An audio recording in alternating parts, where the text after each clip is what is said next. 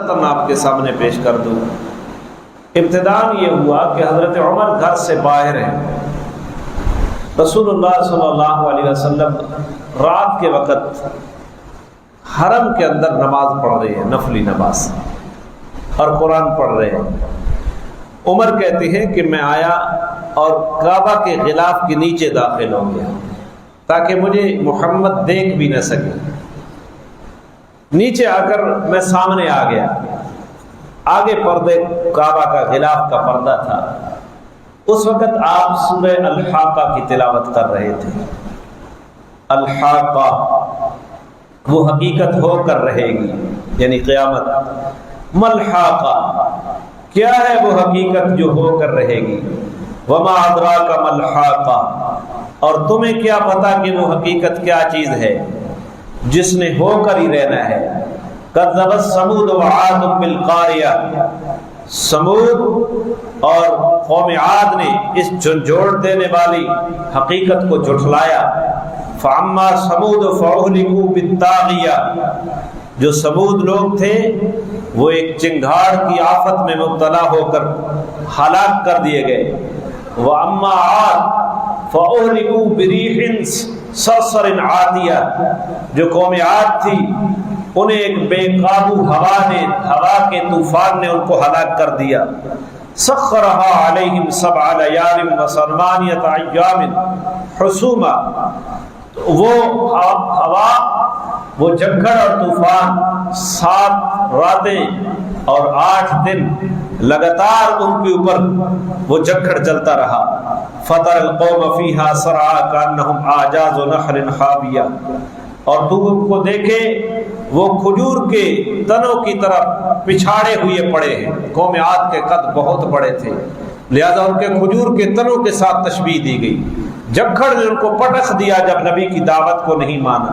فَهَلْ تَرَىٰ لَهُم مِّن بَاقِيَةٍ، کیا تو دیکھتا ہے کہ اب ان کے اندر کوئی باقی ہے؟ پھر اس کے بعد وجاء فرعون ومن قبلہ والمؤتفقات بالخاطئہ، اور فرعون اور اس سے پہلے لوگ اور الٹی ہوئی بستیوں نے بھی اسی جرم کا ارتکاب کیا، یعنی حضرت لوط کی بستی نے نبی کی دعوت کا مقابلہ کیا۔ فعصوا رسول ربهم، انہوں نے اپنے رب کے رسول کی نافرمانی کی۔ فاخذهم اخذۃ الرابیہ، ان قوموں کو ایک سخت پکڑ نے، عذاب نے پکڑ لیا۔ انا لما طغى الماء حملناكم في الجاریہ، جب پانی طغیانی پر آیا تو ہم نے تمہیں کشتی میں سوار کر دیا۔ یہ حضرت نوح علیہ السلام کی قوم کی طرف اشارہ ہے۔ لنجعلها تذکرۃ وتعیها اذن واعیہ، تاکہ ہم اس واقعے کو تمہارے لیے سبق آموز بنائیں اور یاد رکھنے والے کان اس کو یاد رکھ سکیں ان کو سن کر۔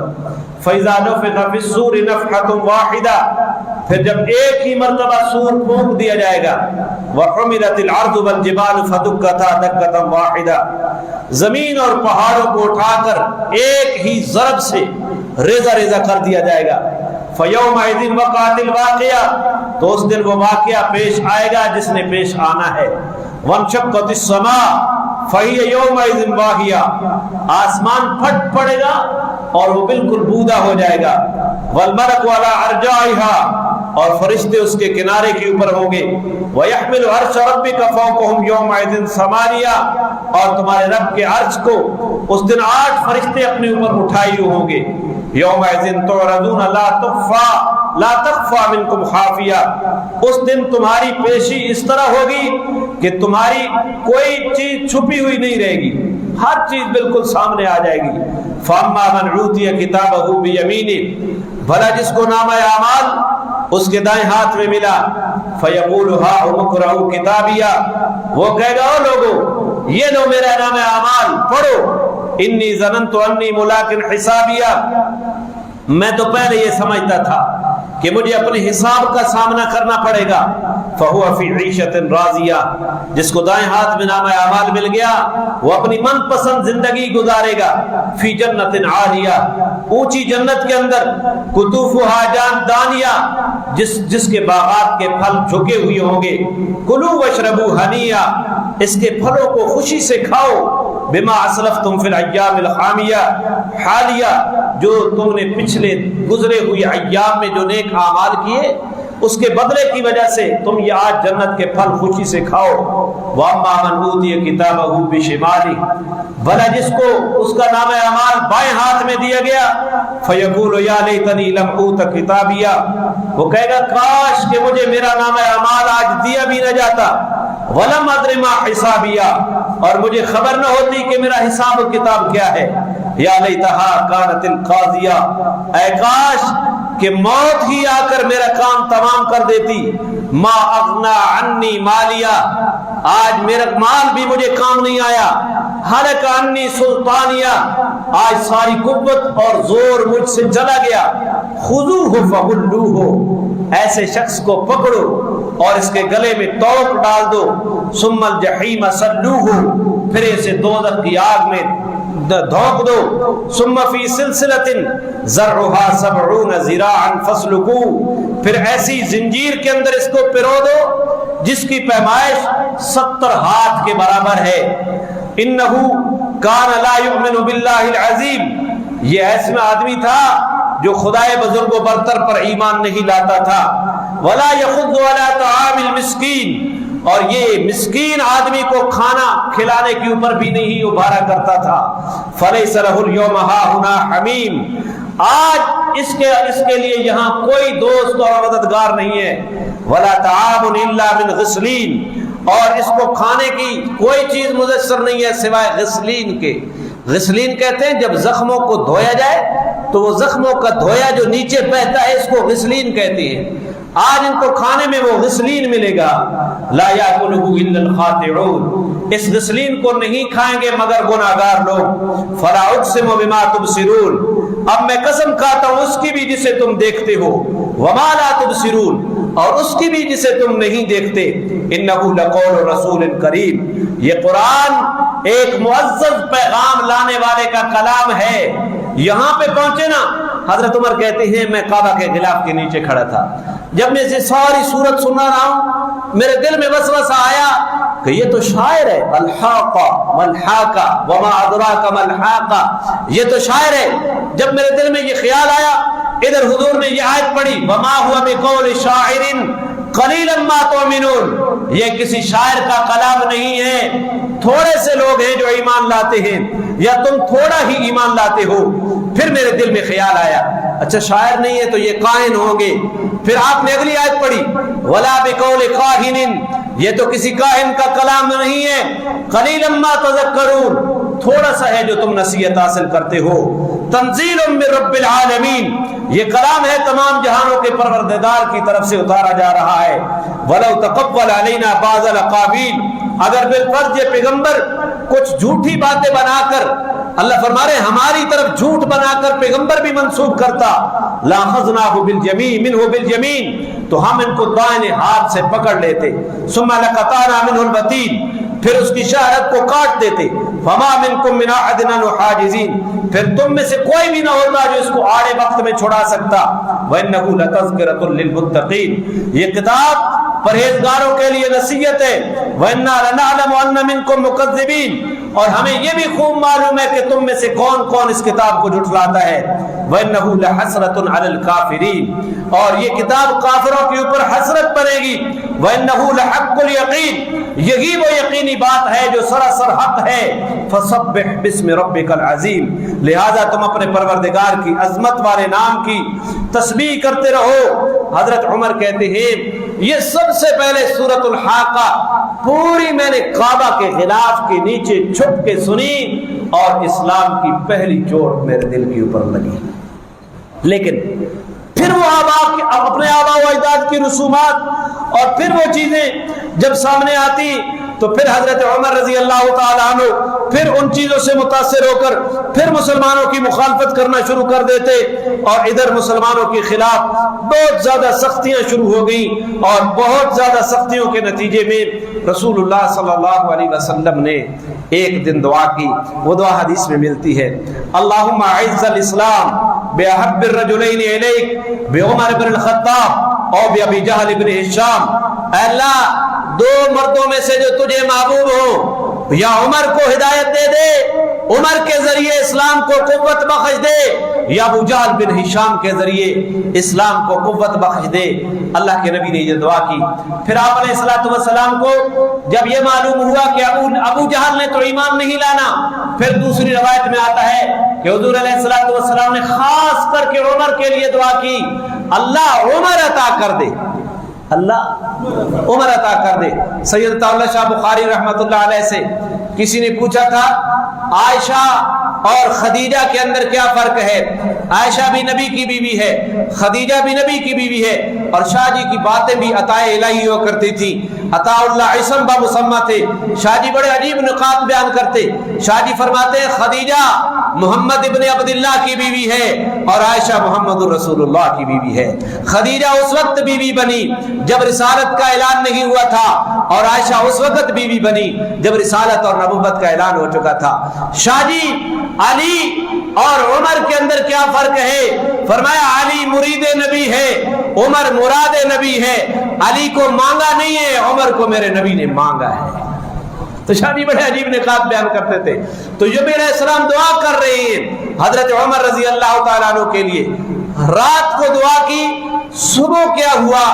ابو جہل اعلان کرتا ہے کہ محمد ہمارے دانشوروں کو بے وقوف کہتا ہے، ہمارے آباء و اجداد کے دین کو غلط کہتا ہے، ہمارے معبودوں کی نفی کرتا ہے، اور اس نے پورے قریش کو پاٹ کے رکھ دیا ہے، لہذا تم میں سے جو آدمی محمد کو معاذ اللہ قتل کرے گا میں اسے 100 اونٹ انعام دوں گا۔ کون اعلان کرتا ہے؟ ابو جہل اعلان کرتا ہے۔ عمر مجمع میں کھڑے ہو گیا کہ میں قتل کروں گا، اور تاکید نہیں کہ تو پھر اپنے وعدے سے پھر تو نہیں جائے گا۔ اس نے تمام قوم کے سامنے عمر کے ساتھ وعدہ کر دیا، اگر تو محمد کو قتل کر کے آئے تو میں تجھے کتنے اونٹ دوں گا؟ 100 اونٹ دوں گا۔ حضرت عمر اس وعدے کے لالچ میں آ کر، اور پھر 27 سالہ نوجوان تھا، سخت خو بھی تھا، طبیعت کے اندر جلال بھی تھی، اور مسلمانوں کا دشمن بھی تھا، ننگی تلوار لے کر عمر گھر سے نکل پڑے۔ کس ارادے سے؟ جی حضور کو قتل کرنے کے لیے، حضور کو شہید کرنے کے لیے عمر گھر سے نکل پڑے۔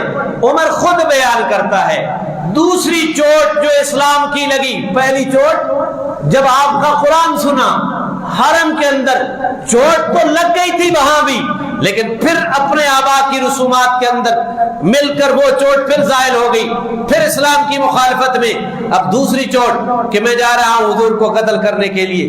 رستے میں لوگ بچڑا ذبح کر رہے ہیں، اور وہاں سے ایک غیبی آواز آ رہی ہے، یا آل زری امر النجی رجل یسی بلسان فصیح یدعو الی شہادت اللہ الہ الا اللہ وان محمد الرسول اللہ۔ یہ آواز آ رہی ہے، اے آل زری، ایک کامیاب امر ہے، ایک مرد ہے جو فصیح زبان کے ساتھ پکار رہا ہے، لوگوں گواہی دو اللہ کے سوا الہ کوئی نہیں ہے، لوگوں گواہی دو کہ محمد اللہ کے رسول ہے۔ یہ دوسری چوٹ لگی، ایک غیبی آواز آ رہی ہے اسی دعوت کی طرف جس دعوت کے دینے والے مبلغ کو عمر تو قتل کرنے کے لیے نکلا۔ عمر کہتے ہیں چوٹ لگی لیکن میں اس چوٹ سے متاثر نہ ہوا، پھر میں آگے چل پڑا، اور آگے جاتے جاتے مجھے رستے میں ایک آدمی ملا جس کو دنیا نعیم بن عبداللہ کے نام سے ملتی ہے۔ نعیم کیوں؟ نون کے اوپر پیش پڑھو، عین کے اوپر زبر پڑھو، نعیم بنتا ہے، نعیم بروزر فعیل، نعیم نہیں، نعیم ابن عبداللہ۔ نعیم الگ ہے، نعیم الگ ہے۔ نعیم ابن عبداللہ رستہ میں ملے، عمر کہاں کا ارادہ ہے؟ ننگی تلوار لے کر جا رہے ہو؟ اس نے کہا میں اس صحابی کو قتل کرنے کے لیے جا رہا ہوں جس نے سارے قریش کے اندر پھوٹ ڈال دی ہے، جس نے قریش کے اندر پھوٹ ڈال دی ہے، آج میں اس کو معاذ اللہ قتل کرنے کے لیے جا رہا ہوں۔ جو ہمارے دانشوروں کو احمق کہتا ہے، جو ہمارے معبودوں کے عبادت کی نفی کرتا ہے، جس نے گھر گھر کے اندر جھگڑا پیدا کر دیا ہے، آج میں اس کا سر تن سے جدا کرنے کے لیے جا رہا ہوں، نہ رہے گا بانس نہ بجے گی۔ کیا حضور واقعی یہی کام کر رہے تھے؟ جی حضور تو خوش اخلاق تھے، حضور کو وہ مکہ والے فتنہ پرور کہہ رہے تھے، کس مسئلے کی وجہ سے؟ جی بولیں بولیں، کس مسئلے کی وجہ سے؟ لا الہ۔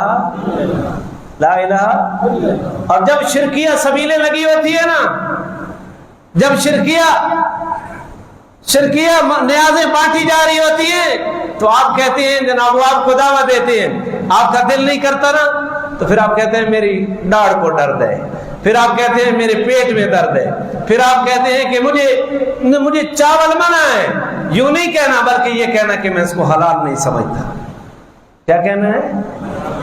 تب تو اس باطل نظریے کے اوپر چوٹ لگے گی جب تو یہ کہے گا کہ میں اسے حلال نہیں سمجھتا، اور اگر تو کہے گا کہ مجھے پیٹ کا مسئلہ ہے، مجھے ڈاڑھ کا مسئلہ ہے، تو پھر تبلیغ نہیں ہوگی، پھر کہیں گے یہ اچھا آدمی ہے، یہ اگر اس کے پیٹ میں درد نہ ہوتا تو یہ ضرور کھاتا، اگر اس کی ڈاڑھ میں درد نہ ہوتا تو یہ ضرور کھاتا، یہ اچھا آدمی ہے۔ لیکن اگر تو یہ کہے کہ قرآن اس کو حرام کہتا ہے تو پھر وہ کیا کہیں گے کہ یہ فتنہ پرور ہے۔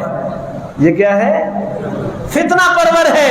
حضور کا قصور یہ تھا کہ بات چھپاتے نہیں تھے، حضور یہ نہیں فرمایا کرتے تھے کہ میرے پیٹ میں درد ہے، میرے آج سر میں درد ہے، بلکہ جو عقیدہ تھا اس کو کیا کرتے؟ ظاہر کرتے۔ اس لیے تو وہ کہہ رہے تھے آج اس کو صفحہ ہستی سے مٹا دو، وگرنہ ہماری طرح ہو جاتے، جدھر گیا ہر دیگ کا چمچہ بن گیا۔ ناراض تو نہیں ہو رہے؟ ہو بھی جاؤ تو میرے سر کے اوپر جو بھی نہیں رینگتی، میری ذمہ داری ہے حق کو حق کر کے واضح کرنا، باطل کو باطل کر کے واضح کرنا۔ لوگ تمہیں کیا دے دیں گے؟ زندگی دے دیں گے، جب بہت آنی ہے اپنے ایک منٹ بھی آگے پیچھے نہیں ہوگی۔ لہذا جو اپنا نظریہ ہے اس کو بالکل پرزور انداز سے بیان کرنا چاہیے کہ ہم اس چیز کو شرک سمجھتے ہیں، ہم اس چیز کو حرام سمجھتے ہیں، ہم اس چیز کو گناہ سمجھتے ہیں، لہذا کیوں ہم گناہ کے اندر مبتلا ہوں گے؟ جب آپ یہ بات کہیں گے تو آپ کے نظریے کی ضرب باطل کے اوپر ضرور لگے گی، اور جب ضرب لگے گی اللہ ہدایت کے فیصلے کر دے گا۔ لیکن اگر منافقانہ طرز عمل ہوگا تو پھر آپ کی تبلیغ صحیح نہیں ہوگی۔ پھر کئی تو ٹھیک ہے جناب چاول ہی ہے نا، حلوہ ہی ہے نا جی، گوشت ہی ہے نا جی، کیا ہے نظریے تمہارے؟ حضور نے کوئی سودا بازی نہیں کی۔ قل یا ایھا الکافرون لا اعبد ما تعبدون ولا انتم عابدون ما اعبد ولا انا عابد ما عبدتم ولا انتم عابدون ما اعبد لکم دینکم ولی دین۔ چھپایا دین چھپایا؟ انہوں نے کہا محمد ایک دن تو ہمارے بتوں کی پوجا کر لے، ایک دن ہم تیرے خدا کی پوجا کر لیتے ہیں۔ یہ آیت اتری قل یا ایھا الکافرون لا اعبد ما تعبدون ولا انتم عابدون ما اعبد ولا انا عابد ما عبدتم ولا انتم عابدون ما اعبد لکم دینکم ولی دین۔ انہوں نے کہا محمد نرمی کر لے، اگر تجھے حسین و جمیل عورت کے ساتھ شادی چاہتا ہے، ہم جس حسینہ کے اوپر تو ہاتھ رکھے گا تیرے نکاح میں لے آئیں گے۔ اگر تیرا مقصود اس دعوت سے سرداری ہے ہم تجھے سردار بنا دیتے ہیں، تیرا اس دعوے سے مقصود بادشاہی ہے ہم تجھے بادشاہ بنا دیتے ہیں، تو مالدار بننا چاہتا ہے ہم تجھے مال دے دیتے ہیں، لا الہ الا اللہ کی دعوت کو چھوڑ دے۔ میرے نبی نے فرمایا اچھا مال لے لیتا ہوں، یہ فرمایا، بلکہ فرمایا آسمان سے سورج اتار کر میرے دائیں ہاتھ پہ رکھ دو، آسمان سے چاند اتار کر میرے بائیں ہاتھ پہ رکھ دو، محمد سورج اور چاند کو چھو کر دے دے گا لیکن لا الہ الا اللہ کے اوپر سودا بازی نہیں ہوگی۔ اور ڈنڈکوں پہ دیوبندی تھوڑے، ہر دیکھ کے چمچے۔ تو یہ دعوت تھی۔ عمر کہتا ہے میں آج اس کو مٹا دوں، نہ باس رہے نہ بانسری۔ اور جس نے ہمارے دانشوروں کو احمق کہا، جس نے ہمارے معبودوں کی پوجا سے انکار کر دیا، جس نے گھر گھر کے اندر جھگڑا دلوا دیا، آباء و اجداد کے دین کو جس نے باطل قرار دیا، آج اس کو میں مٹانے کے لیے جا رہا ہوں۔ نعیم ابن عبداللہ کہتے ہیں عمر ذرا غور تو کرو، اگر تو محمد کو قتل کر دے گا تو کیا بنی زہرہ اور بنو عبد مناف تجھے چھوڑیں گے؟ وہ تجھے قتل کر دیں گے۔ تو عمر نے کہا، عمر کی طبیعت کے اندر جلال تھا، عمر نے کہا لگتا یہ ہے کہ تو بھی صابی ہو گیا ہے۔ جی وہابی نہیں جی، صابی کہتے ہیں بے دین کو۔ لگتا ہے تو بھی کیا ہو گیا؟ صابی، بے دین ہو گیا ہے۔ تو اب نعیم ابن عبداللہ نے کہا میں تو صابی ہوا ہوں یا نہیں ہوا ہوں؟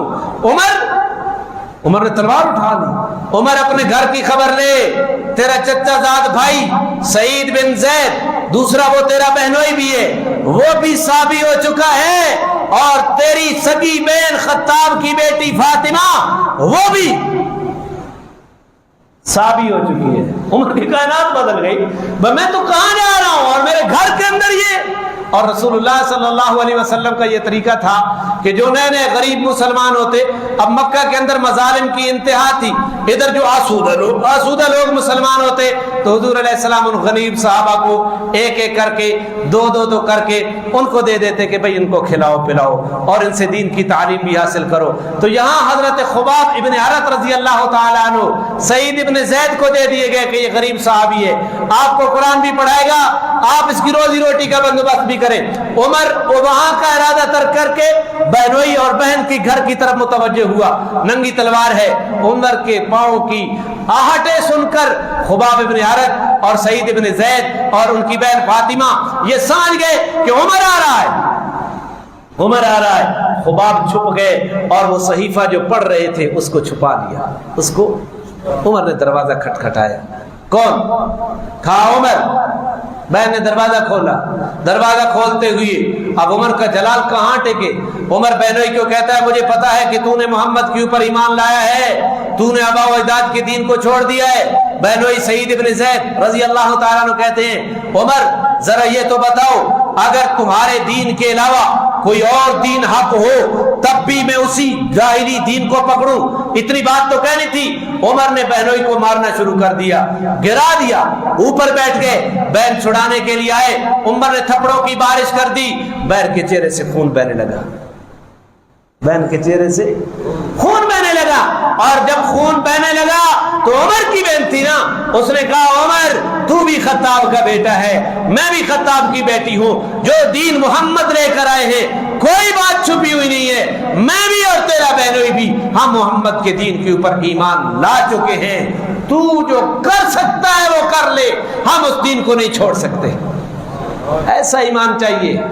آج جو صحابہ کے اوپر اعتراض ہوتا ہے نا, وہ دین کی شاہرگ کاٹنا چاہتے ہیں. صحابہ کے اوپر اعتراض کر کے محمد صلی اللہ علیہ وسلم کی جماعت کو جھٹلا دو تو دین کے پلے کیا بچتا ہے؟ نہ قرآن بچتا ہے نہ حدیث بچتی ہے. قرآن کس نے پہنچایا ہے ہم تک؟ حدیث کس نے پہنچائی ہے ہم تک؟ سیرت کس نے پہنچائی ہے ہم تک؟ غزوات کس نے پہنچائے ہم تک؟ معجزات کس نے پہنچائے ہم تک؟ لہذا وہ شاہرگ کاٹنا چاہتا ہے.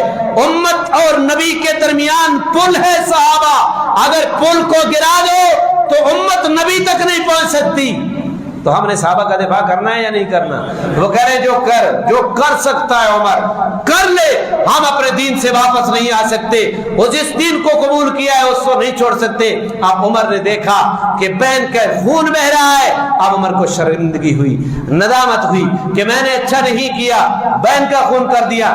عمر بیٹھے اور بیٹھ کر ندامت کی حالت میں کہتے ہیں تم کیا پڑھ رہے تھے, مجھے بھی پڑھاؤ, مجھے بھی پڑھاؤ. ان کو پہلے تو خطرہ ہوا کہ عمر کو دیں گے تو یہ ضائع نہ کر دے گا, تو بہن نے کہا کہ تو کہیں ضائع نہ کر دے عمر.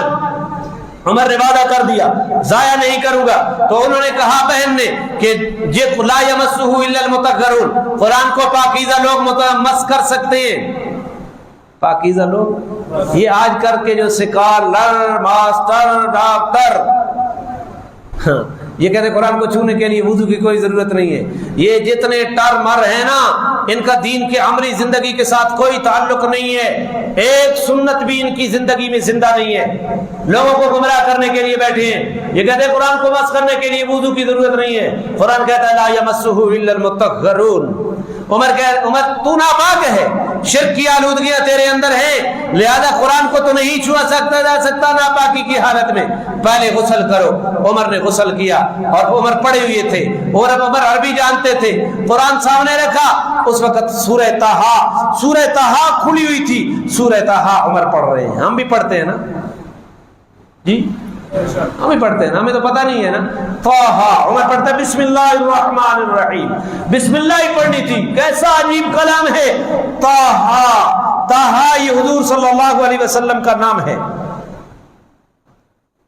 طٰہٰ ما انزلنا علیک القرآن لتشقى، میرا پیغمبر ہم نے آپ کے اوپر یہ قرآن اس لیے نازل نہیں کیا کہ آپ مشقت میں پڑ جائیں. ساری رات نبی پاک دہائے نماز پڑھتے رہتے اور نماز میں قرآن کی قرات کرتے رہتے. اللہ نے فرمایا ما انزلنا علیک القرآن لتشقى، میرا پیغمبر یہ قرآن ہم نے اس لیے نازل نہیں کیا کہ آپ مشقت میں پڑ جائے. ساری رات حضور عبادت کرتے، پاؤں سوج جاتے، پاؤں کے اوپر ورم آ جاتا. حضرت عائشہ نے عرض کیا ایک دن یا رسول اللہ آپ تو بخشے بخشائے ہیں پھر بھی اتنی عبادت. آپ نے فرمایا افلا اکون عبدا شکورا، کیا میں اللہ کا شکر گزار بندہ نہ بنوں؟ اللہ کا شکر گزار بندہ نہ بنوں. یہاں ایسے خبیث بھی موجود ہیں، رافضی ہیں، رافضی. یہ پتہ نہیں کون سی قسم ہے رافضیوں کی. وہ نماز کے منکر ہیں. نماز تو امام الانبیاء کے اوپر معاف نہیں تھی. آج جو کلمہ پڑھ کر نماز کا انکار کرتا ہے وہ مسلمان نہیں ہے. مر جائے اس کا جنازہ نہیں پڑھنا. ایجنسی والوں شوق ہے تو میرا جملہ لکھ لو. ما انزلنا علیک القرآن لتشقى الا تذکرۃ لمن یخشی، البتہ یہ قرآن تو ایک نصیحت ہے اس آدمی کے لیے جو ڈرتا ہے. تنزیلا ممن خلق الارض والسماوات العلی. کہاں سے پڑھ رہا ہوں؟ جہاں سے عمر پڑھ رہا تھا. کہاں سے پڑھ رہا ہوں؟ جہاں سے کہاں پڑھ رہے تھے؟ بہن کے گھر میں. بہن کے ان کو مارنے کے بعد پڑھ رہے ہیں، غسل کرنے کے بعد. تنزیلا ممن خلق الارض، یہ اس ذات کی جانب سے نازل کیا گیا ہے جس نے زمین کو پیدا کیا ہے. والسماوات العلی، جس نے بلند آسمانوں کو پیدا کیا ہے. الرحمن، وہ رحمان ہے. علی العرش استوى، جو عرش پر مستوی ہے. لہ ما فی السماوات وما فی الارض وما بینہما وما تحت الثری، جو کچھ آسمانوں کے اندر ہے اس کا مالک بھی وہ اکیلا ہے. جو کچھ زمینوں کے اندر ہے اس کا مالک بھی وہ اکیلا ہے. جو کچھ آسمان و زمین کے درمیان میں ہے وما بینہما، اس کا مالک بھی وہ اکیلا ہے. وما تحت الثری، اور جو زمین کی تہوں کی نیچے 7 زمینیں نیچے جو کچھ پڑا ہے اس کا مالک بھی اللہ ہے. وَإِن تَجْهَرْ بِالْقَوْلِ فَإِنَّهُ يَعْلَمُ السِّرَّ وَأَخْفَى، اس کے علم کی حالت یہ ہے اگر تو اونچی آواز میں بات کہے وہ تو مخفی بات کو بھی سنتا ہے. وَأَخْفَى، جو ابھی زبان پہ نہیں آئی، ابھی دل میں چھپی ہوئی ہے، بہت زیادہ مخفی، وہ تو اس کو بھی جانتا ہے.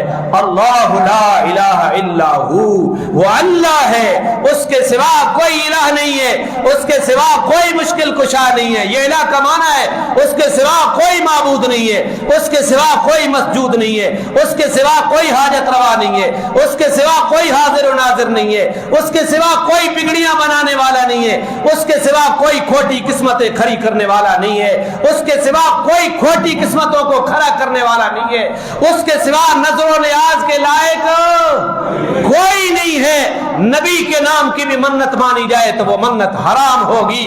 عقیدہ شرکیہ کے ساتھ مانی جائے تو وہ شرک ہوگی. اس کے سوا طواف کے لائق کوئی نہیں ہے، سجدے کے لائق کوئی نہیں ہے، مشکلیں دور کرنے والا کوئی نہیں ہے. اللہ لا الہ الا ہو، آسمانوں کا مالک، زمینوں کا مالک، آسمان و زمین کے درمیانی اشیاء کا مالک، زمین کی تہوں کے نیچے مالک. الرحمن علی العرش استوى، اللہ لا الہ الا ہو، لہ الاسماء الحسنى، اسی کے اچھے نام ہیں. وَهَلْ أَتَاكَ حَدِيثُ مُوسَىٰ، کیا تیرے پاس حدیث موسیٰ علیہ السلام کا واقعہ نہیں پہنچا؟ اِذْ رَأَىٰ نَارًا، جب انہوں نے مدین سے واپسی کے اوپر، جب مصر میں وہاں شادی ہوئی، مدین میں مہاجر بن کر مدین میں گئے، یہاں بندہ قتل ہو گیا، وہاں سے 10 سال کے بعد بیوی بچوں کے ساتھ آ رہی ہیں، کوہ طور کے قریب پہنچے. اِذْ رَأَىٰ نَارًا، جب انہوں نے آگ دیکھی، فَقَالَ لِأَهْلِهِ امْكُثُوا، اور اپنی بیوی کو کہا کہ میں جہاں ٹھہرو، انی آنست نارا، مجھے آگ محسوس ہو رہی ہے، لعلی آتیکم منہا بقبس، بیوی درد ذہن کے اندر مبتلا تھی، سخت سردی کا موسم تھا، شاید کہ میں آگ سے وہاں کوئی انگارہ، کوئی چواتی لے کر آؤں ساڑی زمانے، او اجد علی النار ہدا، یا میں آگ کے پاس جا کر کسی رہنما کو پاؤں. وہ رستہ بھول گئے تھے حضرت موسیٰ علیہ السلام اور ان کے اہل بیت، رستہ بھول گئے تھے اور آگ دور سے دیکھ آئی، حالانکہ وہ آگ نہیں تھی، وہ رب کا نور چمک رہا تھا. بیوی کو کہتے ہیں یہاں ٹھہرے، میں وہاں جا کر یا آگ لے کر آتا ہوں، یہاں سے وہاں سے کوئی رہنما پاؤں جو رستے کی رہنمائی کریں، وہاں سے میں جاتا ہوں کسی رہنمائی کو لے کر یا آگ لے کر آتا ہوں، آپ یہاں ٹھہرے۔ پتہ چلا کہ سب کچھ جاننے والا کون ہے؟ نہیں سمجھ آئی ابھی؟ موسیٰ علیہ السلام کیا کہہ رہے ہیں؟ رہنمائی لینے کے لیے جا رہے ہیں، تو سب کچھ جاننے والا کون ہے؟ موسیٰ علیہ السلام رستہ بھول گئے۔ وَوَجِدُوا عَلَى النَّارِ هُدًى فَلَمَّا أَتَاهَا نُودِيَ يَا مُوسَىٰ، جب موسیٰ وہاں پہنچے ہم نے آواز دی، اے یا موسیٰ، اے موسیٰ، انی انا ربک، میں تیرا رب ہوں، فاخلع نعلیک، جوتیاں اتار دے، انک بالوادی المقدس طویٰ، تو طویٰ کی مقدس وادی کے اندر کھڑا ہے، وَأَنَا اخْتَرْتُکَ فَاسْتَمِعْ لِمَا یُوحَىٰ، میں نے تجھے اپنی نبوت کے لیے منتخب کر دیا ہے، لہذا جو بات وحی کے ذریعے کہی جا رہی ہے موسیٰ اس کو غور سے سن۔ موسیٰ آگ لینے کے لیے گئے، نبوت لے کر واپس لی۔ اننی انا اللہ، اننی، یہ موسیٰ علیہ السلام کی وہی ذکر کی جا رہی ہے۔ وہ وہی کیا تھی؟ اننی انا اللہ، میں اللہ ہوں، لا الہ الا انا، میرے سوا الہ کوئی نہیں ہے، میرے سوا مشکل کشا کوئی نہیں ہے، میرے سوا حاجت روا کوئی نہیں ہے، میرے سوا بگڑیاں بنانے والا، میرے سوا کھوٹی قسمتیں کھڑی کرنے والا، میرے سوا اولاد دینے والا، میری سوا اولاد بنششا اور یخدین، جناب تیری اولاد بند کر دیتی۔ کون ہے اولادیں بند کرنے والا؟ جی ہم نے کھول دی، کون ہے کھولنے والا؟ طویزہ ہوتے زندگی گزارا نہ لو، جب ان کے ہتھے چڑھو گے تو یہ یہی کہیں گے، اننی انا اللہ، میں اللہ ہوں، لا الہ الا انا۔ ہر نبی کی دعوت تھی کہ اللہ کے سوا کوئی کچھ نہیں کر سکتا، فاعبدنی، موسیٰ لہذا میری عبادت کرو، واقم الصلاۃ لذکری، اور نماز کو قائم کرو میرے ذکر کے لیے، نماز کو قائم کرو میرے ذکر کر۔ یہ 14 آیات ہوئی۔ جب یہاں حضرت عمر پہنچے تو صحیفہ بند کر کے کہتے ہیں بہن اور بہنوئی کو، کیسا عمدہ کلام ہے، کیسا عمدہ کلام ہے، میں ایمان لانا چاہتا ہوں اس صاحب کلام کے اوپر، میں ایمان لانا چاہتا ہوں اس صاحب کلام کے اوپر۔ اب عمر نے جب عمدگی ظاہر کی، خباب بن عرت کونے میں چھپے ہوئے تھے، نکل پڑے۔ عمر لگتا ہے کل نبی پاک نے جو تیرے حق میں دعا کی تھی اللہ نے وہ قبول کر دی، مجھے بتاؤ نبی پاک کہاں ہیں؟ کوئی صفا والے مقام دار ارقم کے اندر موجود ہے۔ عمر تلوار لے کر دار ارقم کی طرف نکلا، دروازہ بند تھا، اندر صحابہ موجود تھے، نبی پاک کے اوپر وحی نازل ہو رہی تھی، وحی کی کیفیات جاری تھی۔ دروازہ کھٹکایا، کھول، عمر، سہم گئے سارے، عمر ننگی تلوار میں ہاتھ میں ہے۔ کسی نے دروازے کی دربار سے دیکھا، عمر ہے، ننگی تلوار لے کر آیا ہے۔ وہ صحابی بھاگا نبی پاک صلی اللہ علیہ وسلم کے پاس، عمر، حضرت حمزہ اندر موجود ہے، حمزہ شیر خدا ہے۔ حمزہ کہتے ہیں کیا ہے کیا ہے؟ عمر ننگی تلوار لے کر آیا ہے، دروازہ، حمزہ کہتے ہیں دروازہ کھول دو، اگر خیر کی نیت سے آیا ہے ہم بھی خیر دیں گے، اگر شر کی نیت سے آیا ہے اسی کی تلوار سے اس کا سر قلم کر دوں گا۔ عمر اندر آئے، نبی پاک کے اوپر وحی کی کیفیات ختم ہو گئی۔ آپ صلی اللہ علیہ وسلم نے فرمایا آنے دو، آنے دو، آپ نے تو کل دعا بھی مانگی تھی، آنے دو۔ عمر کے ہاتھ میں تلوار ہے، نبی علیہ السلام نے عمر کی قمیض پکڑی، تلوار کو اندر پکڑا، یوں پکڑ کے جھٹکا دیا، عمر ابھی وہ وقت نہیں آیا کہ تو اللہ کے عذاب سے ڈر جائے۔ یا رسول اللہ اسی لیے تو آیا ہوں، اشہد ان لا الہ الا اللہ وانک رسول اللہ، وانک رسول اللہ۔ اور نبی پاک عمر کے اسلام لانے سے اتنے خوشی سے آپ نے زور سے نعرہ لایا، اللہ اکبر، اللہ اکبر۔ حرم کے اندر یہ کافروں کو بھی یہ نعرہ سنائی دیا، مسلمان باہر نکل آئے دار ارقم سے، عمر آیا، باہر نکلا اسلام لانے کے بعد۔ ایسا اسلام چاہیے جہاں دیگ پکی پڑی ہو غیر اللہ کے نام کی، وہاں سے چاٹ لی، جہاں سبیل ہو غیر اللہ کے نام کی وہاں سے پی لیا، اور کہتے ہو کہ ہم موحد ہیں۔ ایسی توحید کو آگ لگا دو جس کے اندر حرام کھانے کے اوپر بھی کوئی پابندی نہیں ہے، جس کے اوپر شرکیہ کھانے کے اوپر بھی کوئی پابندی نہیں ہے۔ عمر ایمان لا کر کہتا ہے میں نے سوچا اسلام کے سب سے بڑے دشمن کو میں خود جا کر اطلاع دیتا ہوں۔ ایک روایت میں آیا ابو جہل کے دروازے پہ عمر پہنچا، دروازہ کھٹکایا، کھول، عمر کو خوش آمدید کہا ابو جہل نے، کیسے آنے ہوا؟ عمر کہتا ہے میں تجھے بتانا آیا ہوں، میں اللہ کے اوپر اور محمد کے اوپر ایمان لا چکا ہوں۔ ابو جہل نے دروازہ بند کر دیا، کہتا ہے تیرا بھی برا ہو اور جس کے اوپر تو ایمان لایا اس کے اوپر بھی برا ہو۔ عمر کہتا ہے اس کے بعد میرا ماموں عاصی بن ہاشم اس کے دروازے کے اوپر گیا، دروازہ کھٹکایا، کھول عمر، اس نے دروازہ کھولا، خوش آمدید کہایا، عمر کیوں آئے ہو؟ تلوار تیرے ہاتھ میں ہو؟ ماموں تجھے بتانے کے لیے آیا ہوں، میں محمد اور محمد کے رب کے اوپر ایمان لے کر آیا ہوں۔ پھر ماموں نے بھی دروازہ بند کر دیا، پھر میں واپس آ گیا، میں نے سوچا کوئی ڈیڑھ پاٹا بندہ ڈھونڈا جہدے اندر گل نہیں رانی۔ پھر میں نے ایک آدمی کو ابن معمر، نام بھی اس کا کچھ میرے ذہن سے نکل گیا، ابن معمر، باپ کا نام معمر ہے، اس کا اپنا نام پتہ نہیں کیا ہے، میرے ذہن سے نکل گیا۔ وہ پیٹ میں بات نہیں رکھتا تھا، بات پھینک دیتا تھا۔ میں نے اس کو بتایا جا کر کہ عمر محمد کے اوپر ایمان لے آیا ہے، محمد کے رب کے اوپر ایمان لے آیا ہے۔ وہ اسی وقت بھاگا، قریش مکہ کی مجلس میں حرم کے اندر گیا، وہ کہتا ہے عمر صحابی ہو گیا ہے۔ عمر کہتا ہے میں اس کے پیچھے پیچھے گیا، اس کو کہا بکواس نہ کرو، میں صحابی نہیں ہوا، میں ایمان لا کر آیا ہوں محمد کے اوپر، اشہد ان لا الہ الا اللہ